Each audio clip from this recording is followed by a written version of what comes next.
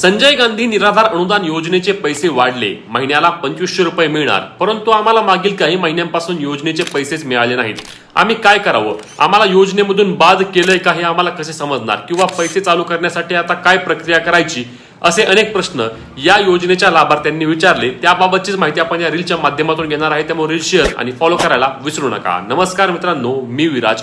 संजय गांधी निराधार अनुदान योजना असेल किंवा श्रावणबाळ योजना असेल, या योजनांसाठी आता यापुढे मिळणाऱ्याला 1500 रुपयांवरून 2500 रुपये केला आहे आणि यामध्ये देखील काही काळानंतर पुन्हा वाढ होईल असे देखील सांगण्यात आले आहे. तुम्हाला या योजनेचे मागील काही दिवसांपासून पैसे आले नसल्यास तुम्हाला दोन गोष्टी बघायच्या आहेत. यामध्ये सर्वात महत्त्वाची बाब म्हणजे तुम्हाला यामध्ये तुमचं आधार कार्ड बँक खात्याशी लिंक आहे का हे तपासणे अनिवार्य, कारण संजय गांधी निराधार योजनेचा लाभही मागील काही महिन्यांपासून फक्त डीबीटी द्वारेच मिळत आहे. ज्यांच्या आधार कार्डशी बँक खाते लिंक आहे त्यांनाच केवळ हा लाभ मिळत आहे, इतरांचा लाभ बंद करण्यात आलेला आहे.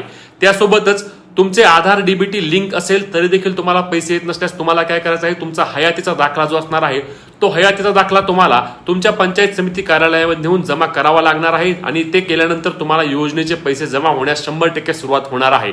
31 जुलै आधी तुम्ही हे काम करून घ्यायचं आहे, जेणेकरून तुम्हाला योजनेचा पुढील लाभ मिळणार आहे. ही महत्त्वाची रील शेअर आणि फॉलो करायला विसरू नका. जय महाराष्ट्र.